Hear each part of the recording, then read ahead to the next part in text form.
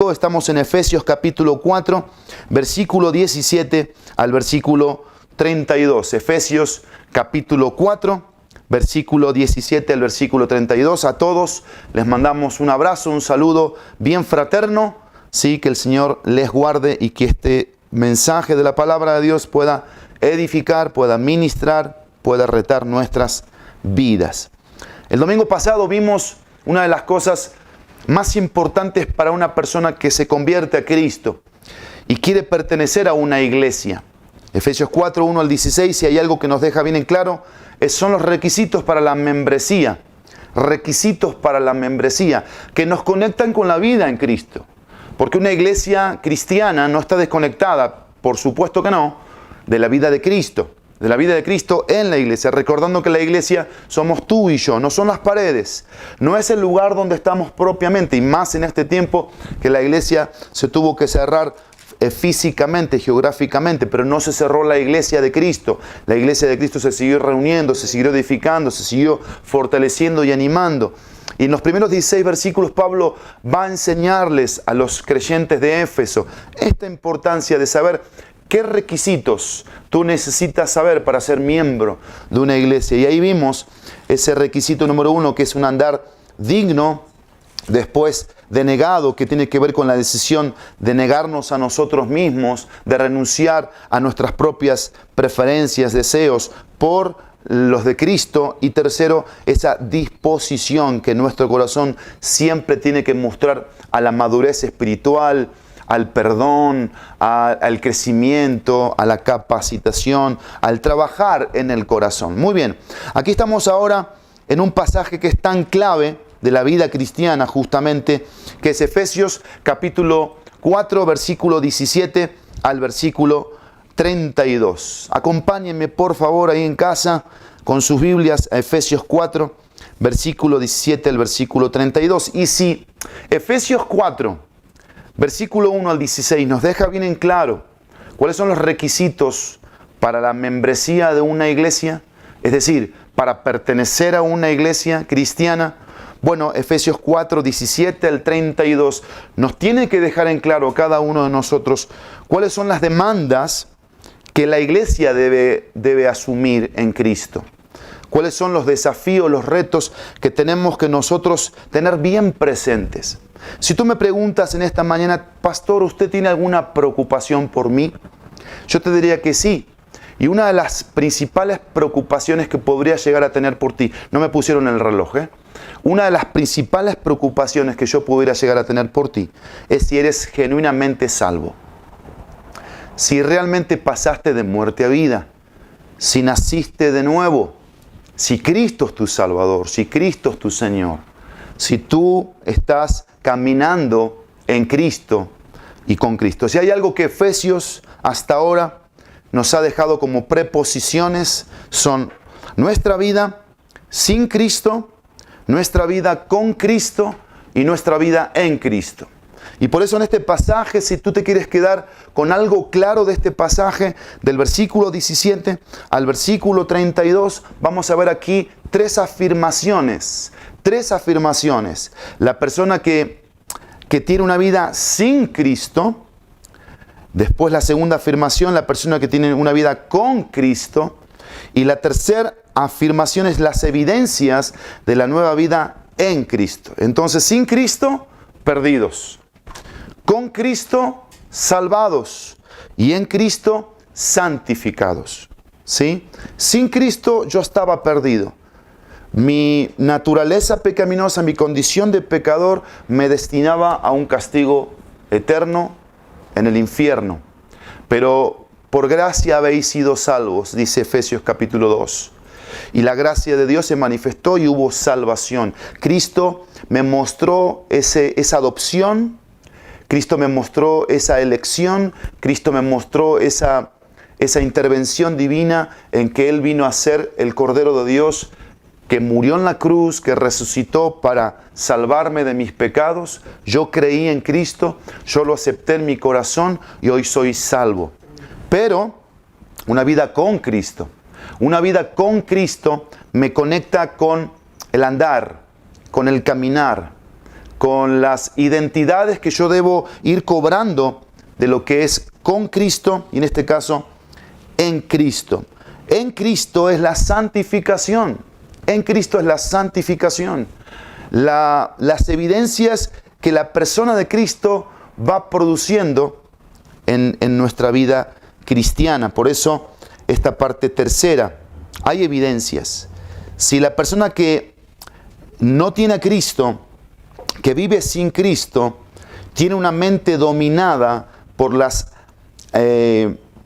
antivalores, por la pérdida de la sensibilidad moral y espiritual, si la persona que tiene una vida con Cristo es literalmente un nuevo hombre que se ha despojado del viejo hombre y va desarrollando la mente de Cristo, lo tercero es que se manifiestan en acciones la vida en Cristo, en agradar al Espíritu de Dios, evitando hacer cualquier cosa que lo entristezca al Espíritu Santo. Vamos a tomar unos minutos para leer la palabra de Dios. Estamos aquí entonces en Efesios capítulo 4, versículo 17 al versículo 32. Acompáñenme. Dice: esto digo pues y afirmo juntamente con el Señor, que ustedes ya no anden así, como andan también los gentiles, en la vanidad de su mente. Ellos tienen entenebrecido su entendimiento. Están excluidos de la vida de Dios. Excluidos de la vida de Dios por causa de la ignorancia que hay en ellos, por la dureza de su corazón. Habiendo llegado a ser insensibles, se entregaron con avidez, dice el texto, a cometer con avidez, toda clase de impurezas. Vamos a ver estos primeros textos bíblicos.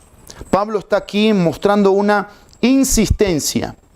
Pablo está mostrando aquí la autoridad que tenía en su apostolado, en su ministerio como enviado de parte de Dios. Y él muestra insistencia, él muestra autoridad. ¿En qué? En algo que tú y yo tenemos que tener bien en claro, que Pablo aquí nos los va a recordar de lo que el domingo pasado vimos, que es la manera en la que tenemos que vivir, la forma en la que tenemos que andar, ¿sí? Y dice Pablo en el versículo 17 que su insistencia y su autoridad no descansan en él, sino en el Señor. Dice: y afirmo juntamente con el Señor, que ustedes, hablando a los que ya habían reconocido su condición de perdición, habían entendido la gracia y la misericordia, el perdón y la redención, y estaban entendiendo esta dinámica de en Cristo santificación, dice el texto, ya no anden. Esa frase es muy importante tenerla presente, porque esa frase es rotunda, es firme. Ya no anden. ¿Y qué indica esta frase? Esta frase indica que ellos se comportaban así anteriormente, ¿sí? La forma de andar pasada era, como va a decir el apóstol Pablo aquí, pero es interesante que Pablo dice cómo andan los gentiles. Ellos ya no eran gentiles. Esto es importante entenderlo. ¿Qué eran ahora? Eran parte de la familia de Dios. Eran parte de la identidad de una familia que Dios había escogido en Cristo. Ya no habían judíos, ya no habían gentiles, ahora había un pueblo llamado la familia de Dios, la familia en Cristo. Y esto tiene que cobrar sentido en la afirmación que tenemos que tener como hijos de Dios. Porque ¿por qué voy a dejar ciertas conductas, ciertas formas de ser por mi identidad? Por la convicción interna de lo que soy en Cristo. Ciertas formas de hablar, ciertas formas de decidir, lugares donde estoy, con quiénes y si estoy, por qué estoy ahí, tipo de palabras que salen de mi boca. Cuando hay un problema externo, ¿cómo lo manejo? ¿Cómo lo soluciono? Porque antes yo podía solucionarlo impulsivamente. Antes podía solucionarlo de una forma iracunda, pero ahora que tengo una identidad, pero no es una identidad sujeta a una religión, sino a una relación, a una persona. Esa relación a mí me ayuda a responder de una forma diferente. Y dice el texto, cómo andaban los gentiles y cómo andábamos nosotros en ese pasado, en la vanidad de su mente. La vanidad de su mente está hablando de que la mente de los de Éfeso, como nuestra mente, nuestra forma de pensar, indicaba la futilidad, la falta de sentido, de provecho en las decisiones que estábamos tomando, un comportamiento perverso con ideas, planes y deseos que estaban en tinieblas, porque el texto 18 dice, ellos en esa mente, en esa forma de pensar, dice, tienen entenebrecido su entendimiento. Están excluidos de la vida de Dios. ¿Por qué? Por la causa de la ignorancia que hay en ellos, por la dureza de su corazón. Una mente entenebrecida, una mente en tinieblas. Así estaba nuestra vida antes. Nuestra manera de pensar, nuestros planes, nuestros pensamientos no tenían la luz de Dios, no tenían la luz del Evangelio, no tenían la luz de la palabra de Dios, no tenían la luz de lo que Dios desea como padres para cada uno de nosotros. Y ven ustedes aquí una secuencia de cosas que Pablo va a ir enumerando. Dice, entenebrecido el entendimiento. Después dice, excluidos de la vida de Dios. Y eso Pablo lo menciona en el capítulo 2, versículo 12. 2:12 dice Pablo, aquí en Efesios, recuerden que en ese tiempo ustedes estaban separados de Cristo, excluidos de la ciudadanía de Israel, extraños a los pactos de la promesa, sin tener esperanza y sin Dios en el mundo. Y aquí Pablo está recordándoles su pasado, pero que también en el presente, el pasado no tenía que hacerse presente. La forma de ser de algunos creyentes que podían mezclarse ahí en la iglesia no tenían que generarles una influencia, sino todo lo contrario. Tenían que ellos ver la diferencia para agradecer, para alabar, porque Cristo nos sacó de la basura, Cristo nos sacó de la inmundicia. Y dice el texto, estoy en el versículo 18, por causa, acá está otra de los procesos que Pablo está enumerando, ignorancia, no solamente una mente entenebrecida, en tinieblas, sin la luz del Evangelio, no solamente excluidos de la vida de Dios, es decir, de la influencia del Evangelio, de la luz de Dios, de la voluntad de Dios, de la salvación en nuestra vida, que es una influencia, dice, por causa de la ignorancia que hay en ellos. Y la ignorancia es falta de sabiduría. La ignorancia es que no sabían. Pero aquí los efesios, evidentemente, ya tenían luz, ya tenían un conocimiento, y Pablo nos hizo saber varias veces que no es un conocimiento meramente intelectual, sino un conocimiento que nos lleva a una vida íntima y a una vida de experiencia con Él. Porque eso es el cristianismo, es intimidad y es experiencia, es influencia y es vida. Eso es cristianismo, eso es vida cristiana, eso es andar en Cristo. No estoy caminando sobre las nubes, aunque puedo vivir sobre las nubes por el deleite, por el disfrute, por el gozo, por el entusiasmo, por la pasión, por lo que me consume internamente, pero con mis pies sobre la tierra, en la realidad de lo que me toca vivir, que a veces en cuestión de segundos yo tengo que mostrar mis convicciones, tengo que mostrar mi fe, porque hay un tema quizás de problemas, ya sea de temperamento, o de economía, o de salud. Las cosas se pueden salir de control allá afuera. Sin embargo, por la influencia de la vida de Dios en mí, yo respondo. ¿Y cómo respondo? Conforme a lo que yo he adquirido del Evangelio. Y el Evangelio viene a ser casa en mi corazón, viene a ser vida en mi interior, y empieza a generar cosas extraordinarias. Y dice el texto, por la ignorancia que en ellos hay, por la dureza de su corazón, porque cuando no hay un conocimiento, una luz del Evangelio, nuestro corazón se va endureciendo. Y déjenme decirles que esta dureza también puede ser parte del pueblo de Dios, la dureza del corazón. Vamos a estudiarlo esto después a profundidad cuando lleguemos al libro de Hebreos, pero déjenme mencionárselo, porque es un tema del Antiguo Testamento, es un tema del Nuevo Testamento y es un tema de hoy. El apóstol a los Hebreos, cuando escribe en el capítulo 3, dice, si oyen hoy su voz, no endurezcan su corazón. Si oyen hoy su voz, no endurezcan su corazón. ¿Qué pasaba con el pueblo judío? Escuchaban la voz de Dios a través de Moisés. ¿Qué hacían con la voz de Dios? La escuchaban, pero no la obedecían. La recibían, pero no la aplicaban. ¿Qué pasaba con sus vidas? Sus vidas eran como si tuviesen una relación sin comunión.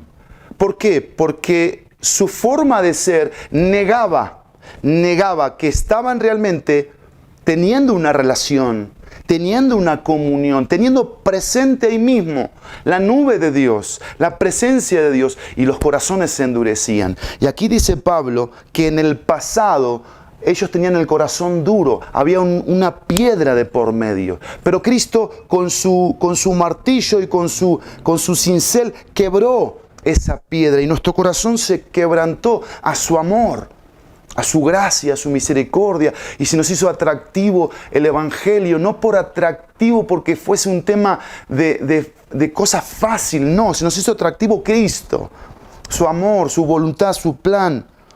Pero cuidado con la dureza del corazón. Pablo menciona este pasado porque se puede hacer presente, la dureza de nuestros corazones. Y hoy puede pasarnos esto, que al estar escuchando la palabra de Dios, nuestro corazón pierda sensibilidad. Aparte de la ignorancia, nosotros nos volvamos insensibles. Y dice el texto, miren ustedes la decadencia, versículo 19, habiendo llegado a ser insensibles por la dureza, dice el texto, se entregaron a la sensualidad para cometer con avidez toda clase de impureza. ¿Qué era lo que había en el pasado? Había una entrega, dice el texto, a la sensualidad, a la lascivia, a la lujuria, que es uno de los principales obrar de la carne. Dice Pablo en Gálatas, si hay una manifestación de la carne, es la fornicación, es el adulterio, es la pornografía, es todo acto sexual ilícito delante de Dios. Y Pablo dice que en el pasado, recuerden lo que era Éfeso, eso los dominaba, eso los controlaba, eso era lo que predominaba en su forma de ser y de actuar, pensamientos impuros, sentimientos impuros, acciones impuras. Y ven aquí, cuando nosotros nos vamos volviendo insensibles a la luz de lo que es el Evangelio, vamos formando una callosidad que se convierte en un hábito. Y por eso hay tantos cristianos que viven de esta manera, viven de forma impura, viven entregados a la lascivia, a la impureza, entregados a la vida del mundo.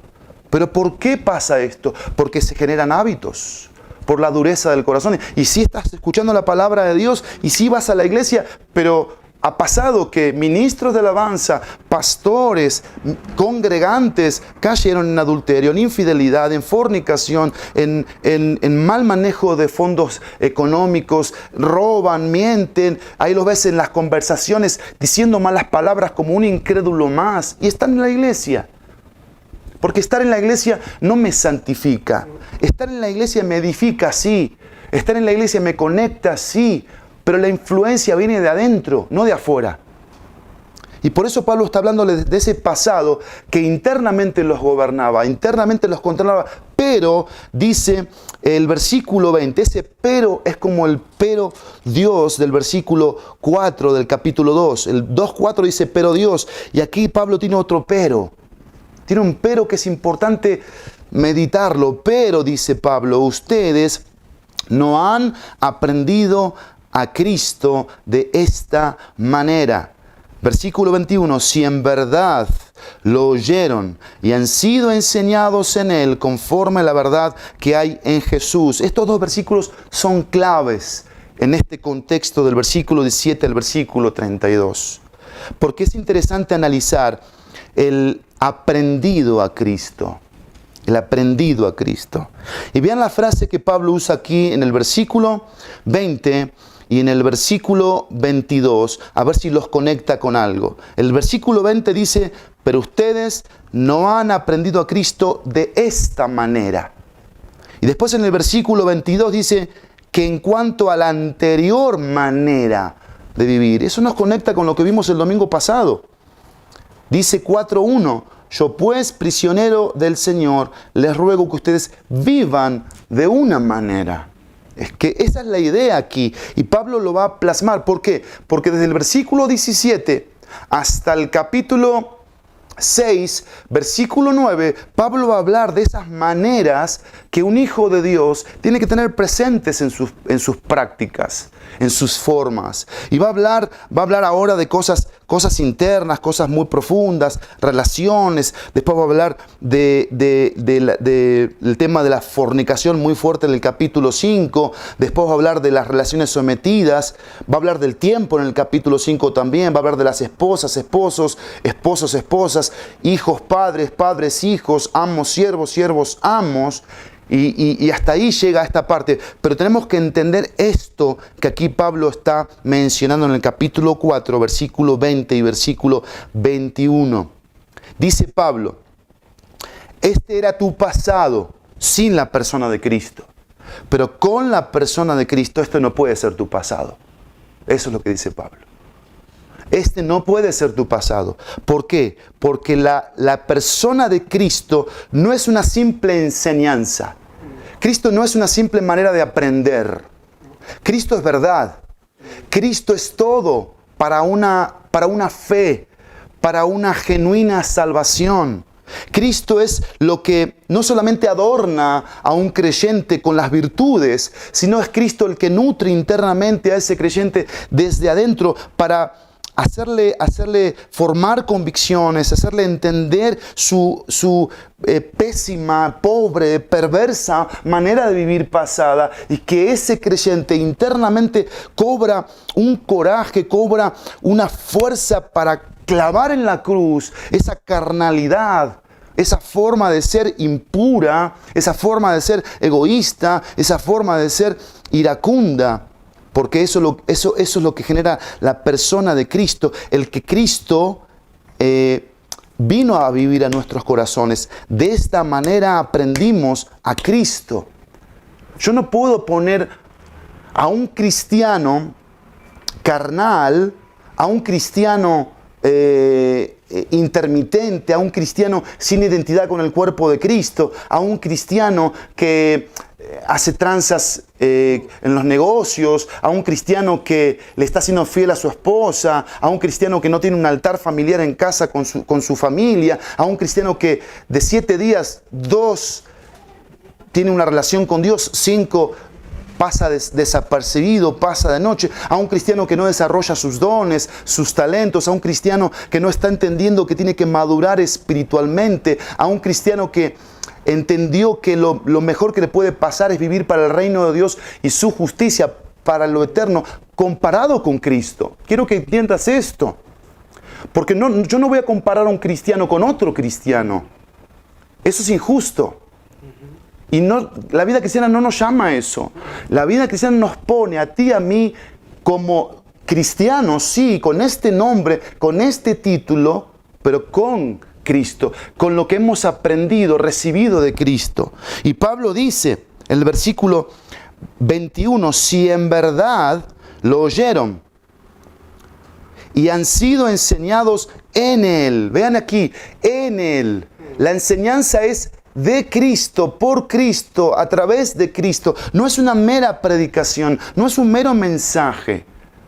No es un mero estudio, no son meros textos, es en la persona de Cristo que la verdad que creo transforma, cambia, me hace recibir esa influencia, me hace ser como Él, me hace ser como Cristo. Y ese sí en verdad es condicional. Aquí ese sí en verdad no es algo añadido, porque el sí comúnmente es un sí que añade, pero aquí el sí es condicional.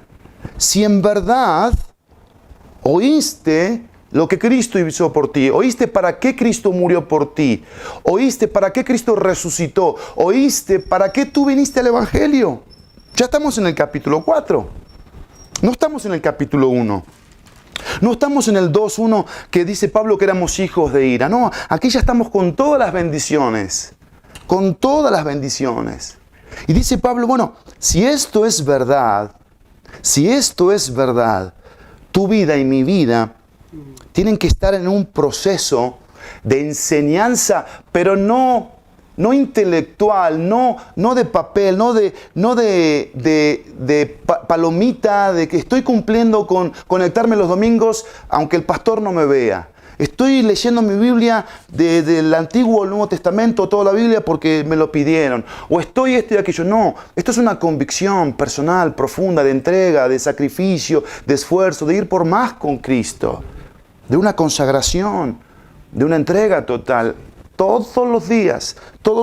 Yo puse acá una frase cuando estudiaba este pasaje y por eso afirmados en Cristo. Puse esto. Dios a través de su Espíritu y por medio de su palabra va a enfatizar y afirmar la nueva vida en Cristo, la cual debe ser mi meta cada día. Mi meta cada día. Y por eso llegamos al versículo 22. Y ven ustedes aquí que es interesante. Déjenme simplemente afirmarles esto. Si en verdad lo oyeron y han sido enseñados en Él conforme a la verdad que está en Jesús. Si en verdad, ¿sí?, lo oyeron y han sido enseñados en Él conforme toda la forma de la verdad que hay en Jesús. Antes de ir a toda la parte práctica que va a comenzar del versículo 22 al versículo 32, déjenme leerles por favor 2 Corintios 13. Esta semana yo estuve escuchando a un pastor que es una bendición para mi vida y él predicó de este pasaje del versículo 5 y el versículo 6 de 2 Corintios capítulo 13, versículos 5 y 6, si me quieren acompañar ahí en sus Biblias.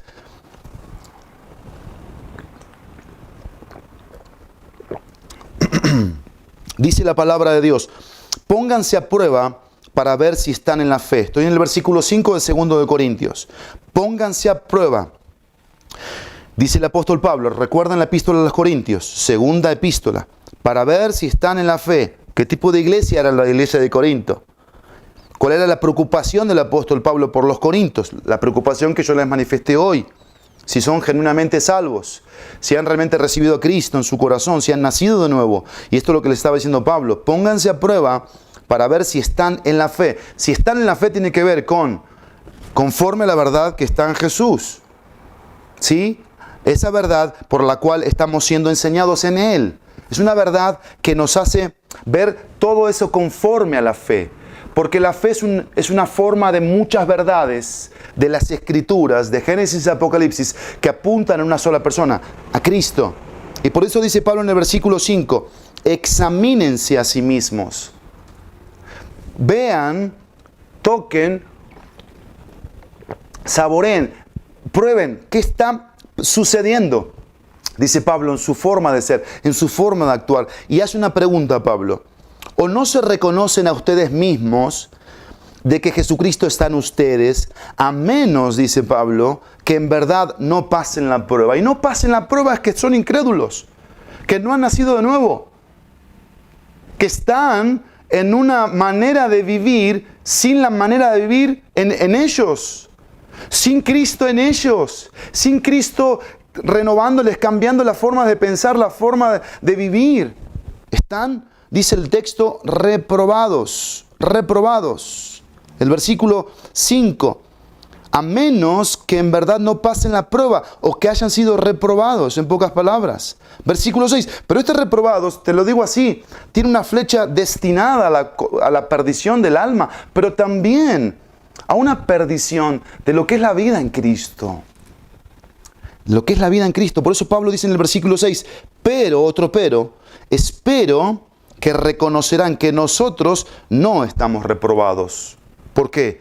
Por la vida que llevaba el apóstol Pablo, junto con todos los que servían con él. Una vida que estaba centrada en Cristo. Ahora sí, volvamos a Efesios capítulo 4, y dice el versículo 22, que en cuanto a la anterior manera de vivir, ustedes se despojen del viejo hombre que se corrompe según sus deseos engañosos. Versículo 23, y que sean renovados en el espíritu de su mente y se vistan del nuevo hombre, el cual en la semejanza de Dios ha sido creado en la justicia y santidad de la verdad. Aquí hay 3 cláusulas con las que yo quisiera terminar en estos minutos que me quedan. 3 cláusulas claves para un hijo de Dios que está afirmado en Cristo, que ha pasado por este proceso de exhortación.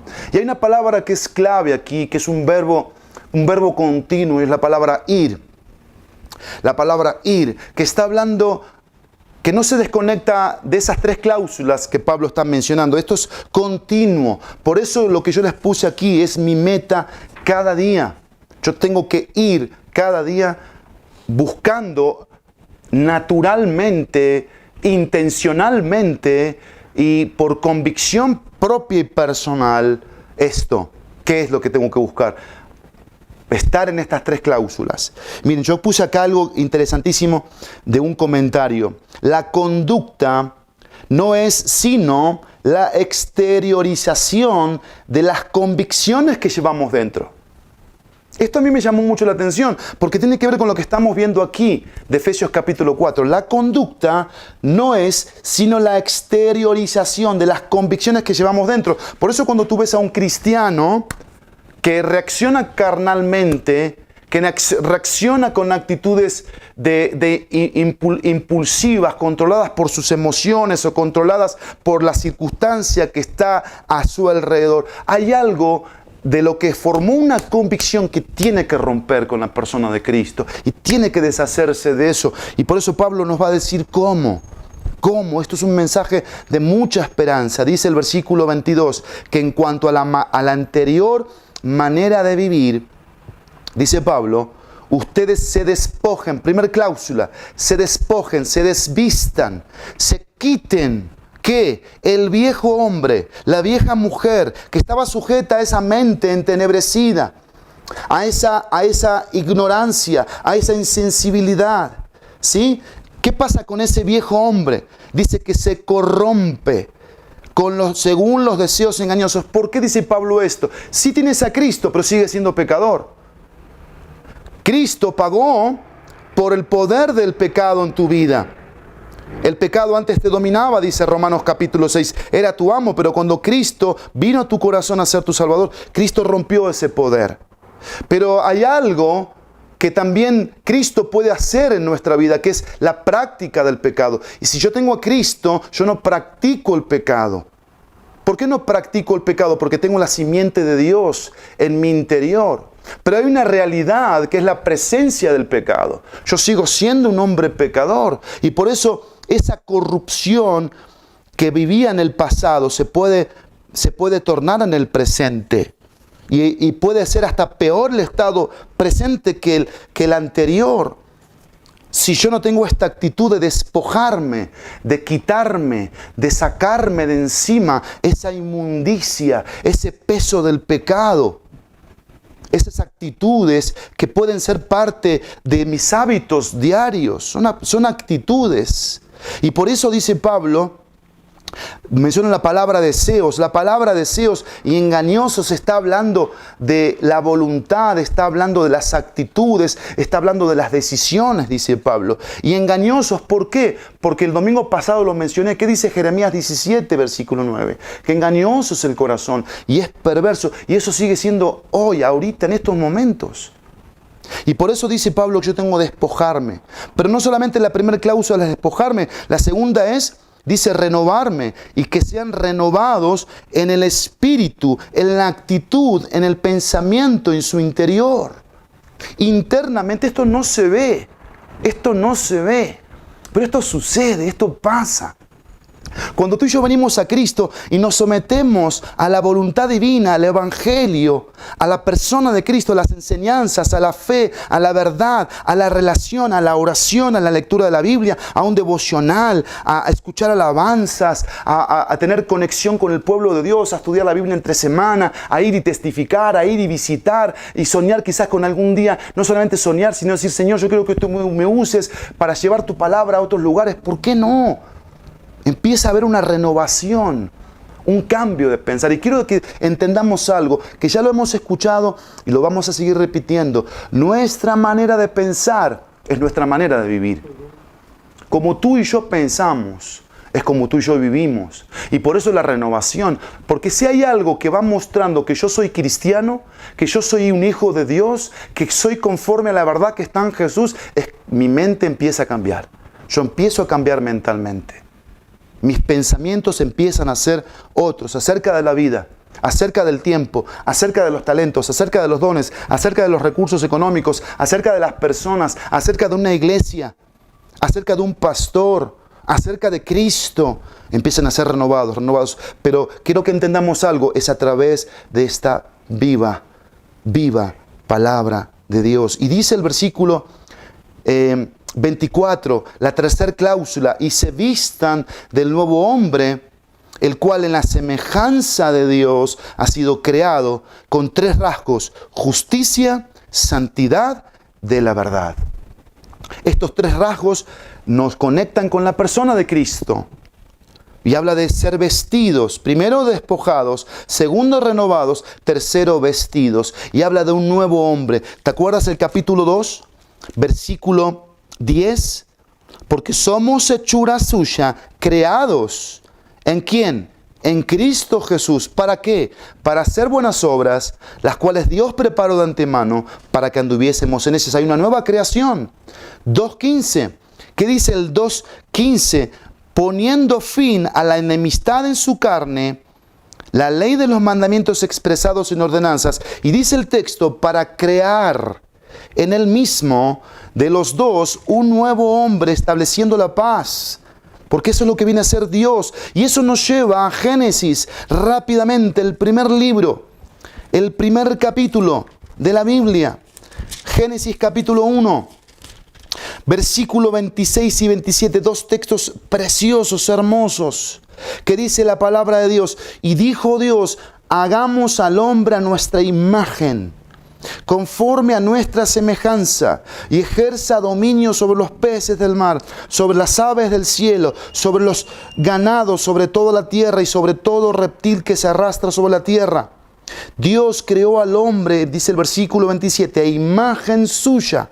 A imagen de Dios lo creó, varón y hembra los creó. Cuando salimos de las manos de Dios, al haber sido creados a su imagen, quiero que vuelvas a Efesios, salimos con estas características. ¿Cuáles son las características? Justicia y santidad de la verdad. Pero dice el texto que esta debe ser una actitud mía. Debe ser una decisión mía, vestirme de ese nuevo hombre que está en relación a la persona de Cristo.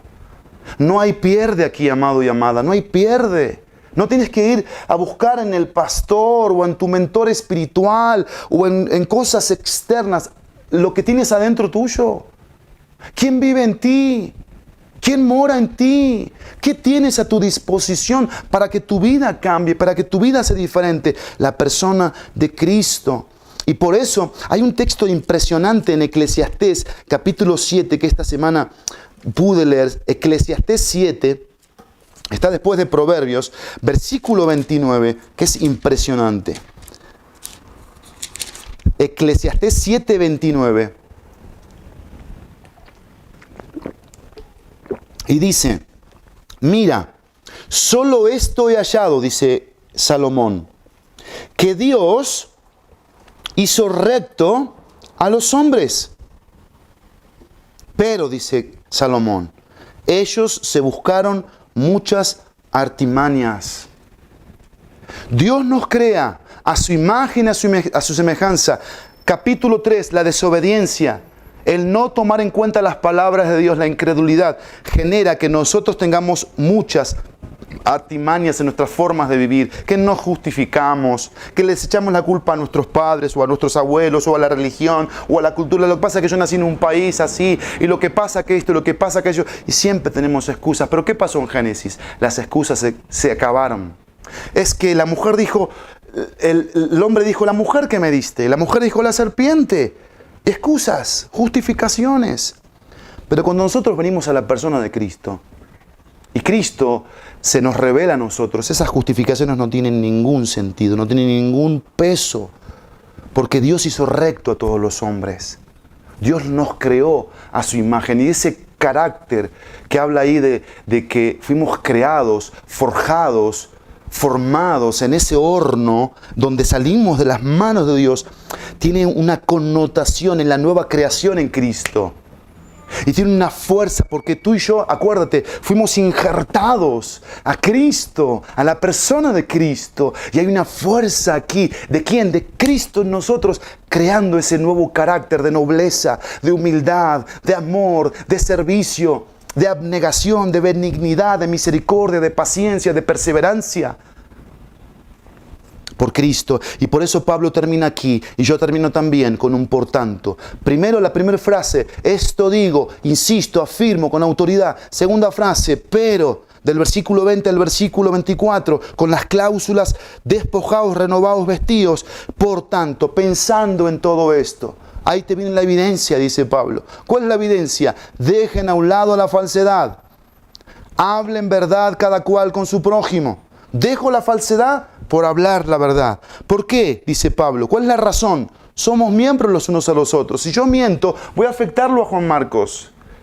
Si yo soy falso, voy a afectarlo a Luis. Si yo hago una tranza ahí afuera, afecto el cuerpo de Cristo, afecto la familia de la fe.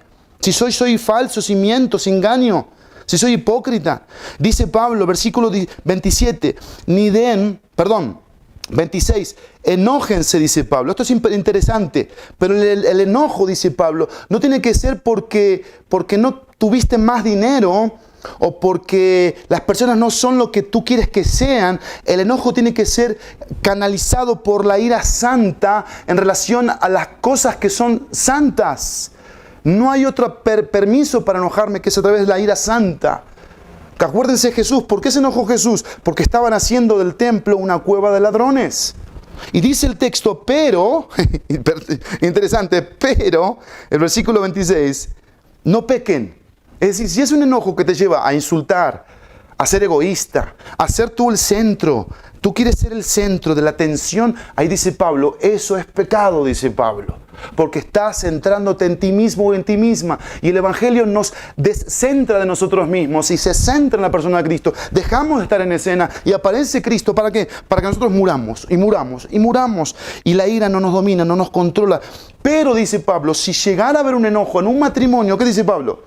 Que no se acabe el día sin que se arreglen, sin que se perdonen. Si hay padres e hijos enojados, arréglense, perdónense, solucionen el problema. Versículo 27, ni den oportunidad al diablo. Oportunidad, lugar, ¿por qué? Porque el diablo es un león, está suelto y él busca devorar. Versículo 28, el que roba, no robe más, sino más bien que trabaje. Y dice Pablo, si antes tu actitud era de tomar lo que no te pertenecía, ahora debes trabajar esforzadamente para que lo que tú obtengas de tu trabajo, dice Pablo, versículo 28, haciendo lo que es bueno, a fin de que tenga que compartir con el que tiene necesidad. Porque este es el ejercicio del músculo del corazón. No solamente trabajo para, ahora sí, ya no tomo lo que no me pertenece, sino que tengo un bien material. ¿Pero para qué lo tengo? Para compartir. Para compartir. Porque mejor es dar que recibir. Mejor es dar que recibir. Y eso lo hace Cristo. Esa actitud de desprendimiento. ¿Sí? Dice el versículo 29, no salga de la boca de ustedes 5 palabras malas y 5 palabras buenas. ¿Qué dice Pablo? Ninguna palabra mala. Y cuando dice mala, también se traduce corrompida. Y cuando dice corrompida, también se traduce podrida. Y en pocas palabras, insultos, sarcasmos, cinismo. Palabras que son ofensivas, que hieren, que lastiman, y todos sabemos, porque todos tenemos una lengua. Y en esta semana que es esa lengua, no la usaste como dice Pablo aquí. Dice el versículo, sino solo la que sea, subraya, buena. Dejo la mala, dejo la mentira, dejo la falsedad por la verdad, dejo el enojo por la mansedumbre, dejo el robo por la generosidad, dejo aquí las palabras podridas, incorrectas, por las buenas. ¿Y cuáles son las buenas?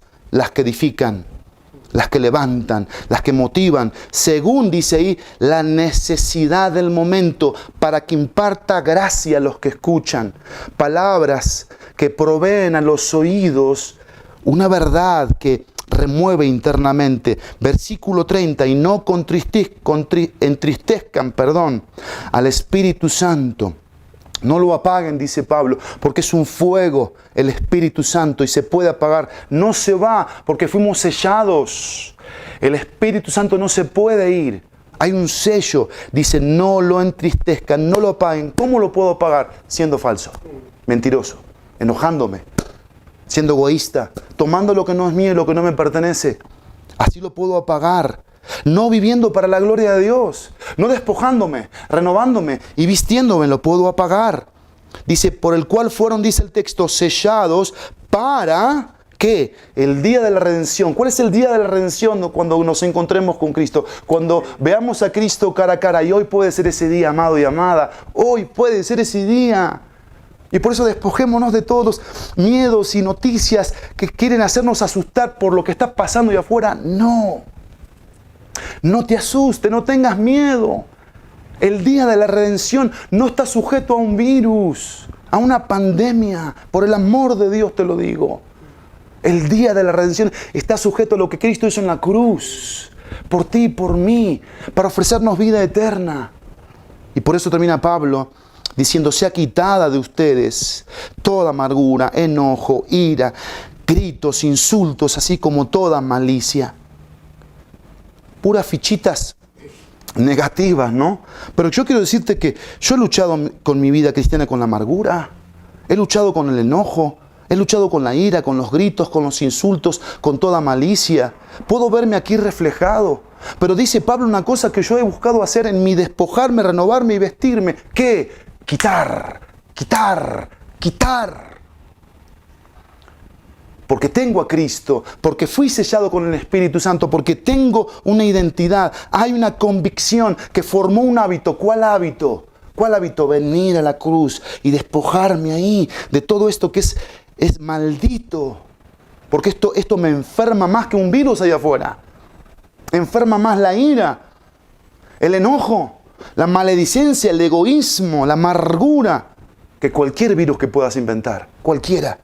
Y Pablo dice, sean más bien la misma dinámica. Me despojo, me renuevo y me visto. ¿De qué? Falsedad por verdad. ¿Sí? Egoísmo por generosidad. Enojo por mansedumbre. Palabras impuras por palabras que edifiquen, que sanen, que animen, que motiven. El enojo, la ira, la maledicencia, la amargura. ¿Por qué? Por lo que dice Pablo aquí. ¿Qué dice? Dice, amables unos con otros, misericordiosos, perdonándose unos a otros, así como también Dios los perdonó en Cristo. Y yo termino acá con dos palabritas, pasado y presente. Pasado y presente, porque todo esto tiene un peso de Cristo en nosotros. Amén. Amén.